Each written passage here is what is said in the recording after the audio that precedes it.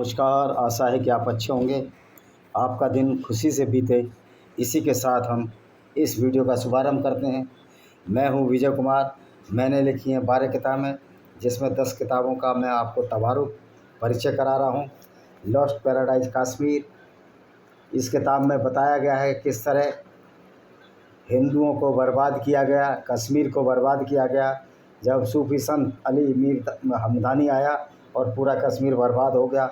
क्योंकि इस्लाम बर्बाद ही करता है, गैर मुस्लिमों को आबाद नहीं करता। ये बात हमको समझ लेनी चाहिए। दूसरी किताब है मेरी lament of Sinjar, tears of Yazidi women. दोस्तों, ये किताब बताती है कि किस तरह यजीदी औरतें जो कि गैर मुस्लिम थी, इस्लाम के कुरान की आयतें पढ़कर उनके साथ अली अबू बकर अल बगदादी ने बलात्कार किए। क्योंकि ये कहता है, इस्लाम कहता है कि गैर मुस्लिम औरतों के साथ बलात्कार की कोई भी सज़ा नहीं है और गैर मुस्लिम औरतों को लूटकर उनको बाज़ारों में बेचना, सेक्स स्लेवरी कराना जायज़ है और औरतों की लूट को इस्लाम में बालने के लिए कहते हैं। तो दोस्तों, ये मेरी तीसरी किताब है डिस्क्रिमिनेटेड हिंदू भाई विजय कुमार पाल। इस किताब में बताया गया है कि किस तरह से हिंदुओं को इस्लामी गुंडागर्दी ने बर्बाद किया और आज भी कुछ हिंदू सोए जा रहे हैं। तीसरी किताब है मेरी वेनेमस फैंग्स ऑफ कोबरा भाई विजय कुमार पाल, चौथी किताब है। और दोस्तों, ये रुद्रा पब्लिकेशन बिलासपुर पर है। तो आप देख सकते हैं कि वेनेमस फैंग्स ऑफ कोबरा यानी कि सांप इतना ख़तरनाक नहीं है जितना इस्लाम ख़तरनाक है। क्योंकि सांप जब डसता है, जब यह तब जाए या उसको डर लगे कि मेरे पर अटैक हो रहा है। लेकिन इस्लाम स्वतः ही डसने के लिए हिंदुओं और गैर मुस्लिमों को कत्ल करने के लिए पैदा हुआ है, क्योंकि कुरान की आयतें इस तरह की बात करती हैं। तो दोस्तों, और भी बहुत सारी किताब हैं। कुछ रुद्रा पब्लिकेशन बिलासपुर छत्तीसगढ़ भाई विजय कुमार पाल, कुछ अस्तित्व पब्लिकेशन बिलासपुर छत्तीसगढ़ और कुछ शाश्वत पब्लिकेशन बिलासपुर विजय कुमार पाल के नाम से पब्लिश्ड है। जैसे आप मेरा नाम इन किताबों पर जो मैंने बताई है, तो आपका सब कुछ आपके सामने आ जाएगा। ये इन्वेडर्स एंड हिडन फैक्ट्स है। किस तरह इस्लामिक गुंडों ने, आतताइयों ने भारत के हिंदू औरतों की असमत को लूटने की कोशिश की और उसके फलस्वरूप जौहर हुआ, जिसमें कि औरतों को अपनी इज्जत बचानी थी। दोस्तों, जौहर पर भी मैंने एक किताब लिखी है। ये मेरी जौहर है भाई विजय कुमार पाल। इस किताब में बताया गया है कैसे हिंदू औरतों के साथ बलात्कार हुए। दूसरी, इस किताब में बताया गया है ब्लैक डेथ टेररिज्म, कि इस्लाम एक धब्बा है आतंकवाद के नाम पर, और इसमें सारे ग्रुप जो आतंकवादी हैं, कितने लोग मारे गए, इसका सबका वर्णन है। तो दोस्तों, आज हमारा जो विषय है, मैं बहुत दिन से फेसबुक पर देख रहा हूँ कि मुसलमान सिखों के काम आ रहे हैं। तो दोस्तों, अगर जो मुसलमान सिखों के काम आ रहे हैं, उनकी बाढ़ में सहायता कर रहे हैं, वही अच्छे इंसान तो हैं। लेकिन अल्लाह की नज़र में वो अच्छे लोग नहीं हैं, वो अच्छे इंसान नहीं है। क्योंकि अल्लाह तो बनाई इसलिए है कि गैर मुस्लिमों को जितना कष्ट दिया जाए, उनको कत्ल किया जाए, उनके औरतों को लूटा जाए। चैप्टर 5 अल-माइदा यही कहती है कि गैर मुस्लिमों के विपरीत दिशाओं में हाथ पैर काट दो, यानी कि बायां हाथ काटो तो दायां पैर और दायां हाथ काटो तो बायां पैर काट दो, या उनको देश से भगा दो, देश निकाला दे दो, या उनको कत्ल कर दो। इसी तरह चैप्टर 9 की 5 कुरान की अल-तौबा आयत नंबर 5 कहती है कि ये जो इनको कत्ल करो, रमज़ान के महीने जब बीत जाएं, पवित्र महीने, तो उनको कत्ल करो, जहाँ पाओ इनको कत्ल करो। ये काफिर है, मुशरिक है। तो इस्लाम का अल्लाह ये अलाउ नहीं करता है कि कोई मुसलमान किसी सिख की मदद करे, किसी हिंदू की मदद करे, किसी ईसाई की मदद करे, किसी गैर मुस्लिम की मदद करे। क्योंकि अल्लाह ने तो ठेका ले रखा है गैर मुसलमानों को कत्ल कराने का, गैर मुसलमानों की औरतों को लूटने का, उनको बलात्कार कर उनको बाज़ारों में बेचने का। ये ठेका पैगंबर मोहम्मद साहब ने भी लिया था। चूँकि अल्लाह एक फैलेसी है, अल्लाह एक गॉसिप है, अल्लाह एक गप है, तो हम ये नहीं कह सकते कि अल्लाह को प्रूव नहीं किया जा सकता। लेकिन मोहम्मद का जन्म हुआ था। तो ये जो सारी फ़िलॉसफी है जिसको हम इस्लाम के नाम से जानते हैं, ये मोहम्मद की फ़िलॉसफी है। मोहम्मद के ये नॉर्सिज्म का रोग, जो आत्म मुग्धता का रोग और गैर मुस्लिम से नफ़रत करना, उसके बचपन में ही आया, फ्रस्ट्रेशन में आया, जब वो जब यहूदियों ने उसकी बेसिर पैर की बातों का मजाक बनाना शुरू कर दिया, जैसे चांद के 2 टुकड़े करना और बुर्राक नाम के एक जान पर बैठकर उस मस्जिद में नमाज़ पढ़ना, जो मस्जिद बनी नहीं थी, जो उसकी मौत के बाद बनी थी, जिसे अल-अक़सा मस्जिद कहते हैं, जिसको आज जैशुल-अमर, जिस पर लफड़ा चल रहा है, लड़ाई झगड़ा चल रहा है। लफड़ा बहुत चीप शब्द हो जाएगा, लड़ाई झगड़ा चल रहा है। तो दोस्तों, ये जो इस्लाम है, इस्लाम की आइडियोलॉजी किसी को मदद करने की नहीं है। इस्लाम में तो गोद देने की प्रथा जब इस्लाम फैलो नहीं हुआ था तो थी, इस्लाम शुरू नहीं हुआ था तो गोद देने की प्रथा थी। लेकिन मोहम्मद की एक काम वासना की लोलुपता के प्रति, काम वासना की पूर्ति के लिए, उसकी लस्ट की पूरा करने के लिए वो गोद प्रथा को भी ख़त्म कर दिया गया। इसका एक किस्सा है जो इनकी हदीस में, सही बुखारी, सही मुस्लिम, जो कि इनकी हदीस हैं, ऑथेंटिक हदीस हैं। हदीस का मतलब कि जो मोहम्मद साहब के क्रियाकलापों का वर्णन है, जिसमें अधिकांश बुरे हैं, अच्छा तो एक भी काम उनका नहीं है जो गैर मुसलमानों के फेवर हों। तो एक हदीस है कि जब मोहम्मद ने ज़ैद बिन हरित को पाला, जो कि एक ग़ुलाम था खदीजा का, जो कि इनकी पहली पत्नी ईसाई थी और बाद में वो पहली मुस्लिमा बनी और मोहम्मद पहला मुस्लिम बना, तो यहाँ इनका ये दावा खारिज हो जाता कि इस्लाम तो लाखों करोड़ों वर्ष से है। अगर इस्लाम लाखों करोड़ों वर्ष से है तो पैगम्बर मोहम्मद पहला मुस्लिम कौन था, और उसकी जो पत्नी खदीजा बिन खालिद जो ईसाई थी वो पहली मुस्लिमा क्यों है। तो दोस्तों, खदीजा का एक नौकर था जिसका नाम ज़ैद बिन हरित था। वो किसी यहूदी कुछ कबीले से था और उसको खदीजा ने नौकर रखा हुआ था, उसके बिज़नेस में हाथ बटाता था। खदीजा ने जब मोहम्मद से खदीजा की शादी हो गई तो खदीजा बिन खुवैलिद ने, जो मोहम्मद की पहली पत्नी थी, इसको गुलाम की गुलामी छुड़ा दी। ज़ैद बिन हरित को बोल दिया तुम अब गुलाम नहीं हो, स्लेव नहीं हो, क्योंकि गुलाम खरीदा था। अब लोग और उसको एडॉप्ट कर लिया और लोग उसको ज़ैद बिन मोहम्मद के नाम से जानने लगे। बिन का मतलब है बेटा और बिन्त लगाए तो बेटी, कि ये मोहम्मद का बेटा हरित है। और उसकी शादी मोहम्मद ने अपनी मौसी की लड़की चचेरी बहन ज़ैनब से करा दी। और एक रात शाम के समय जब मोहम्मद अपने दत्तक पुत्र, जो कि मदीना में ही रहता था, उससे मिलने गए, ज़ैनब को नंगी हालत में देखा तो मोहम्मद की काम वासना जाग उठी और मोहम्मद ने जिद पकड़ ली, मैं इससे शादी करूँगा। और मोहम्मद ने कायद उतार दी कि मोहम्मद किसी का बाप नहीं है, जो उसकी पत्नी से पैदा हुआ ना हो तो बाप नहीं है। चूँकि ज़ैद मोहम्मद की पत्नी खदीजा का तो बेटा नहीं था, वो तो एक ग़ुलाम था और गोद लिया हो बाद में बेटा बना दिया। तो इस मोहम्मद ने कैसी आयत उड़ा दी कि जो मोहम्मद जिसको पैदा नहीं कर सका, जो उसकी पत्नी का नहीं है, वो दत्तक पुत्र कोई पुत्र नहीं होता और दत्तक पुत्री बहू कोई बहू नहीं होती। और खदीजा बिन खुवैलिद से इसने शादी कर ली क्योंकि उसको अर्धनग्न अवस्था में देख लिया था। तो दोस्तों, इस्लाम ने जहाँ भी किया है इंसानियत का नुकसान ही किया है। और कुरान का अल्लाह तो पता नहीं क्यों खफा है कि किसी मुस्लिम को जो अच्छा भला काम भी करना चाहे, जो गैर मुस्लिमों को मदद भी देना चाहे। आज बहुत से मुस्लिम पंजाब में जो राहत कार्य में हिस्सा बटा रहे हैं या पैसा दे रहे हैं, या जो मुस्लिम कंट्री अगर राहत दे रहे हैं पंजाब में, क्योंकि पंजाब में तो गैर मुस्लिम ज़्यादा हैं, यानी कि गैर मुस्लिम को तो मदद ही नहीं देनी है अल्लाह के हिसाब से, तो ये अल्लाह के ख़िलाफ़ कार्य कर रहे हैं। जो भी मुसलमान पंजाब में बाढ़ पीड़ितों को मदद दे रहे हैं, गैर मुस्लिमों को, वो अल्लाह के ख़िलाफ़ कार्य कर रहे हैं। हाँ, अगर पंजाब के सिर्फ मुस्लिमों को भी मदद दे रहे हैं तो ये इस्लाम का एक प्रशंसनीय कार्य है, क्योंकि इस्लाम सिर्फ एक गिरोहबंदी है जो मुसलमान और सिर्फ मुसलमान का फ़ायदा चाहती है। तो दोस्तों, आपने देखा कि जो कहीं भी कोई मुसलमान किसी गैर मुस्लिम की मदद करता है तो इस्लाम की नज़र में ख़ारिज है, वो सच्चा मुसलमान नहीं है, वो अच्छा मुसलमान नहीं है और वो नरक की आग में जलेगा, जहन्नुम की आग में जलेगा, क्योंकि उसने गैर मुस्लिम की मदद की है। क्योंकि कुरान का अल्लाह तो गैर मुस्लिमों से दोस्ती करने को भी मना करता है। कुरान का अल्लाह तो कहता है कि गैर मुस्लिम नजस हैं, पोटी जितने गंदे हैं। नजस का मतलब होता है, हिंदी में अगर उसका अनुवाद लगाएं तो नजस का मतलब होता है पोटी जितने गंदे, लैट्रिन जितने गंदे, जिसको हम मल कहते हैं, जिसको हम स्टूल कहते हैं। तो मेरे मुसलमान भाइयों, जो आप मदद कर रहे हो, बहुत अच्छा कार्य कर रहे हो, लेकिन अल्लाह की राह में ये कार्य जो आप कर रहे हो वो आप इस्लाम से खारिज हो चुके हो। क्योंकि इस्लाम की एक फ़िलॉसफी है कि जो भी अच्छा काम, जो भी अच्छी मदद गैर मुस्लिमों की जाएगी वो इस्लाम में नाजायज़ है, अवैध है, हराम है।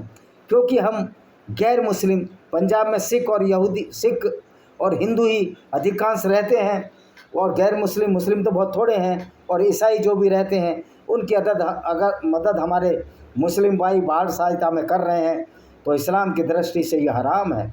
और इस्लाम की इसमें सज़ा है कि वो मुस्लिम भी गैर मुस्लिमों के साथ जहन्नुम में जलेंगे, नरक की आग में जलेंगे। ये मैं इनकी किताबों से बता के कह रहा हूँ। मैंने कुरान की 2 आयतों का हवाला भी दिया। तीसरी आयत सूरह अल बकरा की 2:191 में ये कहती है कि ये नजस हैं, गैर मुस्लिम, यहूदी, हिंदू, सिख, जैन, बौद्ध, ईसाई सारे नजस हैं, गंदे हैं, और ये वाजिब कत्ल है, इनका कत्ल कर देना चाहिए। चैप्टर 2 सूरह अल बकरा। आप सिर्फ 2 चैप्टर पढ़ लो, कुरान का 9वां चैप्टर पढ़ लो अल तौबा, और 5वां चैप्टर अल मायदा पढ़ लो, और 47वां चैप्टर मोहम्मद पढ़ लो। आपको पता लग जाएगी कि इस्लाम एक फुल टू फुल गुंडागर्दी है, जो किसी भी गैर मुस्लिम के भले के लिए बनी हुई नहीं है। अगर कोई मुसलमान किसी गैर मुस्लिम की सहायता करता है तो इंसानियत की नज़र में तो वो अच्छा है, कानून की नज़र में भी वो अच्छा है, लेकिन इस्लाम की नज़र में वो गलीस है, वो नीच है, वो मुर्तिद है। मुर्तिद यानी जिससे इस्लाम छोड़ दिया जाए, और वो भी नरक की आग में जलेगा।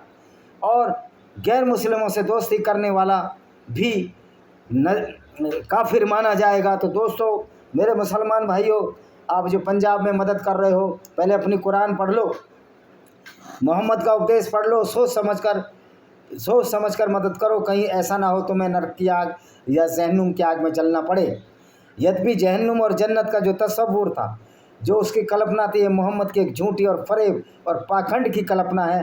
क्योंकि क्या दुनिया को बनाने वाला, जिसको हम खालिक कहते हैं, ऐसे मखलूक बनाएगा, यानी कि ऐसी क्रिएशन और निर्माण करेगा जो भेदभाव होगा, जिसमें गैर मुस्लिम और मुस्लिम का आधार पर?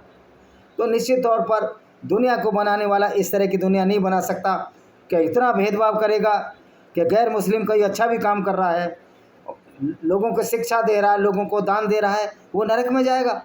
और एक मुसलमान जो गैर मुस्लिम काफिरों का कत्ल करने वाला है, गैर मुस्लिम काफिरों की औरतों को लूट पर उसको बलात्कार करने वाला पैगंबर, ये जहन्नुम की आग में न जलकर स्वर्ग यानी कि जन्नत की आग में जलेगा, जन्नत फिरदौस में जाएगा, सबसे ऊंची जन्नत में जाएगा, क्योंकि पैगंबर था। अब आप समझ सकते हो कि इस्लाम किस तरह से हमारे मुस्लिम भाइयों को गुमराह कर रहा है और अच्छे कामों से रोकता है। एक अच्छे मुसलमान का भी फ़र्ज़ है, एक अच्छे इंसान का ही फ़र्ज़ है कि इंसान की मदद करे, लेकिन इस्लाम के अनुसार एक अच्छे मुसलमान का ये फ़र्ज़ नहीं है कि वो किसी गैर मुस्लिम की मदद करे।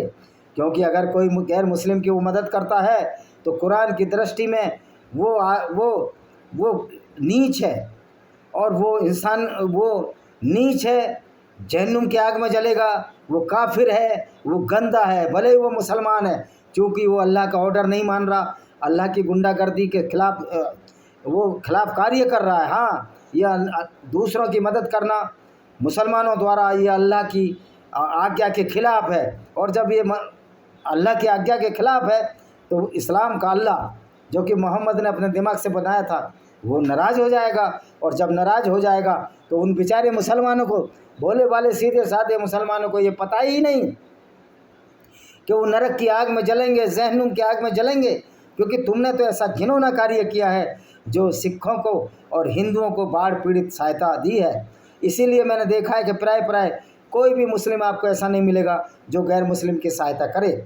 और गैर मुस्लिम की जो सहायता करेगा, वो अगर वो कुरान को पढ़ ले तो उसको पता लग जाएगी कि गैर मुस्लिम की सहायता तो कुरान में नहीं लिखी है। कुरान तो सीधी एक गिरोहबंदी है जो मुसलमानों के लिए बना है, मुसलमानों के लिए और मुसलमानों द्वारा बनाया गया है, जिसमें सिर्फ मुसलमान का ही भला हो। आपने देखा बॉम्बे में हलाल कॉलोनी स्थापित की जा रही है, कह रहे हैं हमको मकान नहीं देते, हिंदू या गैर मुस्लिम मकान नहीं देते। भाई हिंदू और गैर मुस्लिम तुमको क्यों मकान दें, जब तुम्हारी कुरान ये कहती है गैर मुस्लिमों को कत्ल करो? क्या पता तुम्हारा ईमान जाग जाए और लोगों को कत्ल कर डालो। इस डर से मुसलमानों को मकान गैर मुस्लिम नहीं देता है। और मैं तो my appeal to all the European countries that please you must be strict that there is no single Muslim will live in the European countries and the un-Islamic country throughout the world। किसी भी गैर Islamic देश में एक भी मुसलमान जब तक है वो इस्लामी गुंडागर्दी करेगा, वो औरतों के साथ बलात्कार करेगा, क्योंकि ये पैगंबर मोहम्मद भी ये करते थे। इनके पैगंबर नबी की यही सुन्नत है कि आप किसी की मदद ना करो, आप किसी का भला मत करो। अगर वो गैर मुस्लिम है तो उसका भलाई ना करो। हाँ, अगर मुसलमान है तो आप गिरोहबंदी कर लो, आप कबीले बना लो, आप गैर मुस्लिमों को लूटने लगो, जिस तरह के पैगंबर मोहम्मद भी लूटा करते थे। पैगंबर मोहम्मद ने औरतें लूटी, सफिया बिन हुय्या नाम की एक लड़की लूटी, जुवैरिया नाम की एक लड़की लूटी, और इसने एक औरत को गिफ्ट में भी लिया, जो मारिया अलकिबतिया थी, जो एक कैप्टिक ईसाई थी, अलेक्जेंड्रिया मिस्र की रहने वाली थी। और मोहम्मद ने जब अलेक्जेंड्रिया के गवर्नर जो कि एक अलमकुकस जो कि क्रिश्चियन था, कॉप्टिक क्रिश्चियन था, उससे कहा कि या तो आप इस्लाम कबूल करो या हमको लड़कियां भेजो, गुलाम भेजो। तो अलमकुकस ने मोहम्मद को ये मारिया अलकिबतिया नाम की एक दासी भेजी और उसकी छोटी बहन सरीन भेजी, जिसके साथ ही मोहम्मद ने हरित बिन खत्ताब के साथ करा दी, जो एक कवि था। और मारिया अलकिबतिया के साथ मोहम्मद ने शादी नहीं की, उसको इसने रखेल की तरह रखा और अपने जो 1.5-2 किलोमीटर एक बगीचे में रखा, और उससे जो अवैध संतान हुई उसका नाम इब्राहिम था। उसका बेटा इब्राहिम हुआ, जो कि 4 साल की उम्र में मर गया। तो दोस्तों, मुसलमान भाइयों, आपको समझना चाहिए, अगर आप किसी हिंदू, सिख या गैर मुस्लिम की मदद कर रहे हो तो तुम्हारा अल्लाह तुमसे बहुत नाराज़ हो जाएगा। तुम्हारा अल्लाह तुमको नरक की आग में जला देगा, तुम्हारा अल्लाह तुमको नीच समझेगा, तुमको काफिर समझेगा। और जो भी मुसलमान भाई, जो ये उलमा हैं, जो ये मौलाना हैं, मैं उनको चैलेंज करना चाहता हूँ, क्या मैं गलत बोल रहा हूँ? अगर मैं गलत बोल रहा हूँ तो आप बताइए कि कहाँ नहीं लिखा ये कि गैर मुस्लिम की मदद करना हराम है, गैर मुस्लिम औरतों की इज्जत लूटना सही है, ये लिखा है? तो दोस्तों, आपने समझा होगा कि जो भी मुसलमान किसी गैर मुस्लिम की मदद करता है वो इस्लाम में हराम है और वो एक अच्छा मुसलमान नहीं है। क्योंकि अच्छा मुसलमान वही है जो जितनी भी ज़्यादा से ज़्यादा तकलीफ़ गैर मुस्लिमों को दे सके, उनकी औरतों को लूट कर उनकी बेइज्जती कर सके, उनका बलात्कार कर सके, उनको बाज़ारों में बेच सके, वो उतना ही अच्छा इस्लाम का माल और अच्छा इस्लाम का जानकार है और इस्लाम का पाबंद है। अब ये देखिए कि इस्लाम किस तरह की क्रिमिनोलॉजी है, किस तरह का अपराध शास्त्र है, जो कि हमेशा गैर मुस्लिमों के खिलाफ रहा है। इसलिए हमारा आचार्य शंकराचार्य अभिव्यक्तानंद सरस्वती ने भी बोला है कि इस्लाम एक गिरोहबंदी है और इस्लाम का फ़ायदा सिर्फ मुसलमानों को मिलना चाहिए। ये इस्लाम की कॉन्सेप्ट और अभिधारणा है। अगर भी हिंदू ना चेते और ईसाई ना जागे और गैर मुस्लिम ना जागे और इसी मुगालते में रहे कि आज हमारी मुसलमानों ने मदद की है तो इन्होंने बहुत अच्छा कार्य किया है। निश्चित तौर पर अगर उन्होंने दिल से मदद की है तो बहुत अच्छा कार्य किया है और मैं ऐसे मुसलमानों को सलूट करना चाहूँगा। लेकिन इस्लाम की नज़र में वो बेचारे मुस्लिम अब मुस्लिम नहीं रहे, वो गैर मुस्लिम हो गए, वो काफिर हो गए और उनका भी ठिकाना जहन्नुम है, जहाँ उनको जलाया जाएगा, उनको जिंदा जलाया जाएगा और जब खालें पक जाएंगी तो दूसरी खालें बना दी जाएंगी। अब जिंदा क्यों जलाया जाएगा, इस पर एक कहानी ये है जो इनका झूठ है कि क़यामत के बाद सारे मुर्दे जी उठ जाएंगे, जिंदे हो जाएंगे, फिर जिंदे काफिरों को नरक की आग में झोंका जाएगा और फिर जब उनकी खालें पक जाएंगी, ये सूरा अल बकरा चैप्टर की आयत है, दूसरे चैप्टर की पढ़ लेना, फिर उनकी खालों को बदल दिया जाएगा। अब बताइए किस तरह का मूर्ख अल्लाह है। जब खाल पक जाएंगी तो आदमी तो दोबारा मर गया और दोबारा मरने के बाद उसकी खाल कैसे बदलोगे? क्या स्किन ट्रांसप्लांट करोगे? तो इस तरह की बेवकूफ़ फिर बड़ी बात है। तो जो भी मुस्लिम भाई पंजाब के बाढ़ पीड़ित हिंदू, सिखों और गैर मुस्लिमों की पूरी दुनिया में अगर मदद करते हैं तो इस्लाम की नज़र में वो खारिज हैं और वो वाजिब कत्ल हैं, वो जहन्नुम की आग में जलेंगे। एक और किताब है मेरी, panorama of democracy in Indian concept by Vijay Kumar Pal, Rudra publication Bilaspur पर। इसमें भी ये बताया गया है कि किस तरह कांग्रेस ने हिंदुओं के खिलाफ कार्य किया और किस तरह हिंदुओं का मजाक बनाया जा रहा है और किस तरह हिंदू मंदिरों को लूटा जा रहा है। हालांकि ये काम तो बीजेपी भी नहीं कर पाई। मैं बीजेपी से सवाल पूछना चाहता हूँ कि आप तो हिंदुओं के वोट से जीतते हो, दावा करते हो कि हम हिंदुओं का सपोर्ट करते हैं, तो आज तक भारत के मंदिर मुक्त क्यों नहीं है? हिंदू मंदिरों से टैक्स क्यों लिया जाता है? खैर ये विषयांतर हो जाएगा, मेरा विषय उसी पर था। देखिए, ब्लेंडर ऑफ ब्लेस्फेमी किताब है कि ब्लेस्फेमी के नाम पर किस तरह लोगों का कत्ल इस्लाम में किया जाता है। जो मोहम्मद की सच्चाई बताते हैं। एक ये किताब है पैरानोइया कल्ट्स, वास्तव में धर्म क्या है। और ये दावे से कह सकता हूँ इस्लाम कोई धर्म नहीं है, इससे बड़ा कोई अधर्म अपवित्र कोई विचारधारा ही नहीं है, क्योंकि जो दूसरों की मदद करने से रोकती है। अब बाढ़ पीड़ित हिंदू हो या मुसलमान हो, हम हिंदू हों और मुसलमान डूब रहा हो तो ये हमारा पहला फर्ज बनता है कि उसको हम खाना खिलाएं, उसकी जान बचाएं। और हमारा जो सनातन वैदिक धर्म वेदों में भी लिखा है कि वसुदेव कुटुंबकम, यानी वसुदेव कुटुंबकम का मतलब पूरा संसार हमारा परिवार है। लेकिन इस्लाम ये नहीं कहता। इस्लाम कहता है कि सिर्फ हम मुसलमान और दूसरों का धन दौलत लूटने के लिए ये अल्लाह की सेना हमेशा तैयार रहती है लुटेरों की तरह। क्योंकि मोहम्मद भी कितने काफ़िले लूटे, अब ये पैगंबर है जो काफ़िले लूट रहा है। आज समझ सकते हो ये किस तरह का पैगंबर है और किस तरह की आयतें इन्होंने अल्लाह के नाम से उतारी कि गैर मुस्लिम की मदद करना हराम है इस्लाम में। इस्लाम में सब कुछ वो हराम है, जो अच्छा काम है जो गैर मुस्लिम के साथ अगर किया जाए सब कुछ हराम है। तो आप देख सकते हो आज जो मुसलमान लोग अपने हिम्मत के साथ जो पंजाब में बाढ़ पीड़ितों की मदद कर रहे हैं, मैं कहता हूं कि इस्लाम को छोड़ें, इस जहर को थूकें, क्योंकि उन्होंने तो ये जहर थूक दिया है। जब भी तो आप मदद कर रहे हो, जब भी तो आप इस्लाम और अल्लाह की बातें नहीं मान रहे। तो भाई आप इस्लाम में रहते क्यों हो, इस आइडियोलॉजी में आप रहते क्यों हो जो इंसान को इंसान से दूर करती है और आपको मानवता से दानवता की ओर ले जाती है। एक अच्छे अखलाक से की बजाय आपको राक्षसी प्रवृत्ति को ले जाती है, आपको भैंसी और दरिंदा बनाती है। तो भाइयों आपका वीडियो कैसा है इसके बारे में टिप्पणी करना। और देखो किसी भी लिहाज से सिख और हिंदुओं की मदद जो मुसलमान कर रहे हैं पंजाब में, वो इस्लाम की नज़र में हराम है।